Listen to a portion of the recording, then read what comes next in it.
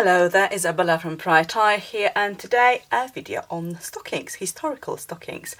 I didn't really plan to make this one, mostly because I didn't realise there was a need.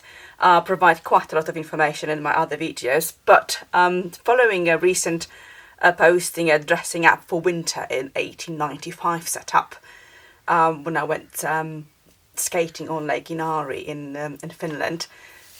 You can actually see the whole video in the slow motion rather than a time lapse, as the original was taken in Lithuania about 3 years ago, so it should be here somewhere. I'll try to find the link. Anyway, what really surprised me was the comments and messages I got about stockings. I was wearing this pair of striped wool stockings, and they are made by Sally Pointer, as most of the stockings you see here. They are replica out of original pair, and I didn't think twice about this being an issue. Excuse me. But apparently lots of people just do not realise that such a basic article of clothing could be so varied. So the comments I got like, oh, wool stockings did not exist. We'll address that in a second. Stripes, no way, or no ladylike, or too modern, or didn't match the outfit. And I'm just thinking, those things never occurred to me, mostly because obviously I spent researching history of fashion for the last 27 years now, I think. But obviously modern audience may not realise that things like stripes or wool or non-matchy items actually existed. So let us have a quick look through my sort of stash of different stockings and hosiery. I don't really go much further than 10th century, so I don't have anything before that, and I don't specialise in that. Again, Sally Pointer, who made some of that and specialised from most periods, including Neolithic ones, would have much more to say, and I think lots of Viking reenactments and earlier on, and Bronze Age as well, know quite a lot about nail binding and making socks out of that. So that's possibly a video from someone else. For me, medieval times started with simple wool hose, and that hose, my God, it must be about 30 years old. One of the first ones I made and very lovingly repaired, as you can see. And I absolutely love it. And it's just wool fabric cut on a bias. Why on a bias? Because it stretches. So it has some stretch. Nowadays people use also boiled wool, which I gave a shot, and it stretches very nicely and molds yourself very nicely to your legs. Not sure how historically accurate that is, but it works and it's wool. So theoretically, yes, but I haven't seen a lot of evidence. But basically, wool has always been used for such items as these. Originally just wool fabric, and obviously you have wool yarn, so for any kind of knitting or nail binding, you made stuff of that quite easily. I'm learning knitting, so socks are next on the agenda, I suppose, and I quite enjoy knitting. Haven't done any nail binding. I've done some crocheting, so it can't be that different, but maybe it is. But basically, throughout the medieval times, apart from knitted bits, you see a lot of these. And for men, they are full length, and obviously they join in the late 14th century, and you have codpiece in front. But that's what you have. And you can have linen ones as well, but linen doesn't stretch just as well. And obviously it's much lighter, so linen would be really good for, well, summer, to be honest. And later on you have cotton and silk coming over later on, especially cotton in England. That would be as part of a mixed fibres, possibly 15th, 16th century, proper cotton in 18th century after the lace wars. But yeah, wool was definitely used. It was the best fabric, the best fibre available for the job. It was stretchy. You can weave it in various thicknesses, and throughout the ages that sort of bears out. And it breathes well. It isolates you well from cold, but also breathes well in the hot temperatures, so it's not too hot either. It's very durable and obviously easy to maintain. Sheep everywhere in England. So absolutely basic staple at that time. I've got some 16th century woolen linen stockings here, and they were made on the knitting machine, so they're knitted ones. And knitting machine apparently comes up in the late 16th century.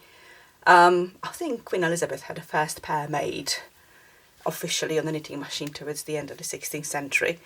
And it was a very, very simple machine, just doing circles. So you still had to do things like get a nice heel, for example. So that's actually quite a nice view of 16th century stocking, again by Sally Pointer. A little bit dirty, but you can wash these ones in cool water, and they didn't suffer any injury at all. And usually you would have these, well, normal person, middle class would have several pairs of these. Obviously nobility could have silk, could have much finer yarn as well. If you needed warmth, there you go, proper knitted stocking, much chunkier wool. And it really depended on where you lived and what season it was. Just like nowadays, you do not wear your, down parka to, for summer. You wouldn't be wearing the heaviest stockings or hose in the middle of the summer either. So you do dress for the season and for the weather. And you alternate, that's about middle weight yarn in comparison to the other ones. And linen stockings as well, also made by Sally Pointer for my 17th century stuff. So linen ones are really, really fine and very nice to wear. They don't have as much stretch as the others. It's actually inside out. There you go, better. But you can see how fine it is. Obviously they all need garters. So wool and linen and silk for the wealthy ones were used all the time. Cotton comes up a little bit later on, as I've noticed, and these are sort of replicas of 18th century stockings with clocks at the side. So the joint here was elongated and decorated with woven pattern, and these are nowadays available in a variety of colorways. I suspect they are woven with some lycra, probably, but impossible to get these ones just cotton, and it makes them for a slightly longer wear. And obviously they are much more decorated, and you see decorated clocks in 17th century as well, mostly because at the time where skirts were a little bit shorter, in 18th century we do have shorter skirts period, you do want to see a little bit of an ankle and a nicely dressed ankle as well, so hence the embroidery of the clocks, embroidery on the stockings itself, especially 1830s. I've got replica of these amazing stockings. You have a variety of features, beautiful different knit, you have stripes, you have more sort of decorating. Don't even know what this kind of pattern is called, but it's different knit here, sort of with holes, decorative holes. Not sure if you can see it very well. Holes, oh yeah, maybe a little bit. And embroidered here by my friend Tula on top of it. And these are definitely showing this was meant to be seen, mostly because 30 skirts were actually quite short. They were ankle length, a little bit shorter, especially for dancing, so you would see nicely attired leg. Later on, where the skirts go longer again, this is not much of an issue, and you definitely do not really match your stockings to your outfit because they were not meant to be seen. And for most people, it was beyond their scope, well, monetary scope. You would get stockings you could afford to, and obviously you would need quite a few pairs, and they would be mended a lot and replaced a lot. So not always you could afford to match the stocking to your outfit. I mean, if you could match a sort of a clock to the colour of the gown, that's fantastic, but not really necessary. That's very much a modern thing, matching things. Just like nowadays everyone wants to have a matching bonnet to their Regency or Victorian attire, whereas at the time you didn't have so many bonnets to go with your every attire. You would just retrim and redecorate the ones you have to go better. Nowadays, if you have just one or two gowns for your promenade or a ball, it's less of an issue, so you can have matched items, but the same with parasols or umbrellas. You didn't have to match at all, and sometimes quite garish colours were used. So wool definitely used, as well as linen, cotton and silk. Decorated stockings definitely used. Let's move on to our favourite and most possibly ridiculous claim that stripes were not ladylike and stripes were not historical. Well, stripes are the easiest pattern to actually put in a stocking, and the best way to get rid of bits of yarn that would not be enough for one stocking. So you would use 2 different colours, or even 3 or more, creating a stocking or a sock that you needed from leftover wool. You know, you would be economical with stuff like that, but also it's they are fun and decorative, and they were definitely asked for. Even in the 17th century, we have a mention of stockings offers in scarlet red, but also with blue. So these ones, Victorian ones, would not be very much different from the 17th century posh stripes. And stripes could go in either way. You could have stripes in vertical ones, so very much like these. These are modern replica as well. Let me have a look. I think people nowadays sort of saw Moulin Rouge and saw Cancan girls wearing striped stockings and thought, oh, no lady would be wearing these. Well, ladies would and did, and there's quite a lot of evidence in both written and pictorial ones, as I'm putting some photos here so you can see that. So stripes, definitely an option.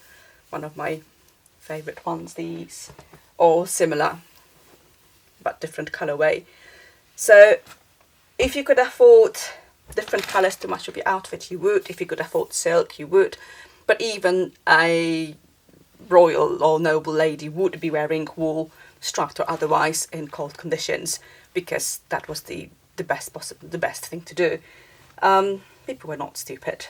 So yeah, that's about all I can say. Oh, by the way, I've got some Edwardian ones, so a little bit later ones. And obviously you start seeing a little bit more of a foot at that time. So very often the stockings would be decorated in front. I think I grabbed some photos here as well, so that you show off the front of your foot in the nice little shoe. And these ones are original Edwardian stockings. I'm not wearing these because they're silk. Purple. Obviously in the past it would be a royal colour. By the 20th century, with the aniline dyes, it was a very popular colour for most people who could afford any colour at all. And these ones are also just like the old verse, with little clocks embroidered by machine. So they are slightly stretchy, with a little bit of a hole there, and a little decorated cuff to attach to your suspenders. So let's not imagine that in the past people only wore, I don't know what people thought they wore, drab things. You would be wearing stockings and hose in whatever colour was accessible to you. If you were richer, you definitely could afford more expensive dyes. Most of my early ones are sort of tawny, very popular in medieval times and Middle Ages. Red, a little bit posher, but still alright. And I've got some browns. I've got some sort of ivory ones for later, especially 17th and 18th century. So, unexpected topic, but I hope it's